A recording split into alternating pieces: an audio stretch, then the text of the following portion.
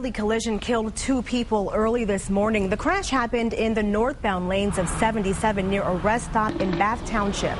A man in his 70s was walking across the highway when he was hit by a car. The vehicle lost control, went off the highway, through the median, across the southbound lanes and into oncoming traffic. Then the car went over the ramp to a southbound rest stop, through a fence and into the woods about 50 feet off the road. Both the pedestrian and the driver were killed. It's our understanding that the vehicle is reported stolen. There were some fictitious plates on the vehicle. Once we checked the registration of the actual vehicle, the VIN plate had come back stolen out of the Stark County area.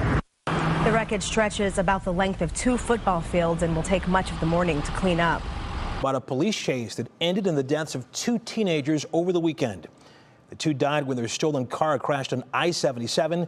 That entire incident caught on police cameras. Brandon Simmons tells us what happened and what police are saying tonight.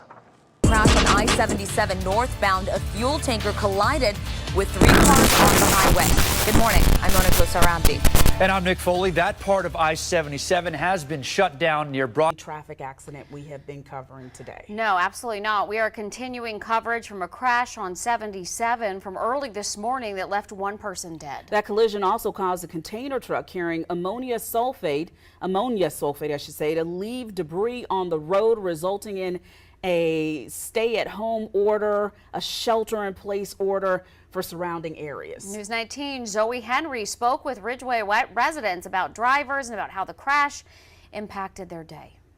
We left around 4 hours when a truck carrying hazardous chemicals crashed and then caught fire. Barnett. Worst DUI case they had ever seen. Good evening, I'm Brian Blakely. And I'm Alicia Barnesville. A car going the wrong way on Interstate 77 that happened back in 2021 killed a 5-year-old in one car and 3 young women in another car. Well, today that driver admitted to the crime and learned her fate. Now, this is what it looked like after the crash. These pictures shared in court today of the scene. Relicia Spears was driving the gray car, and as you can see just how violent this crash was. Queen City News anchor Derek Dellinger was in court today for the emotional proceedings.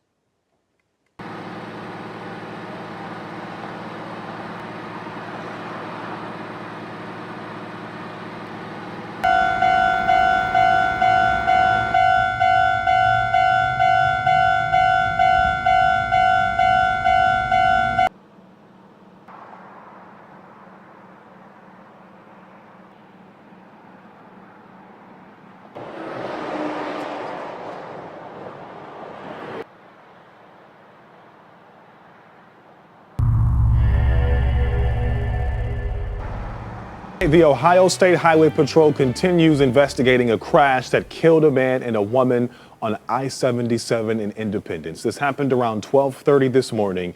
We covered it as breaking news right here on. Fiery crash on I-77 in Summit County this morning that nearly cost the lives of 2 drivers. One behind a dump truck. And the breaking news of a deadly crash in North Charlotte this afternoon. Good evening. I'm Xavier Walton. Thank you so much for joining us tonight. This news breaking in just the last few hours on 77 southbound right near 45 West. Officials say a minivan slammed into the back of a parked tractor trailer. NBC Charlotte's Billie Jean Shaw. Glass here, and here's why. Take a look at this video. You can see the front of a minivan is completely crushed. Shut down part of I-77 today in Richland County. It happened near Blythewood just before 5 this morning. Our Michael Fuller has the details.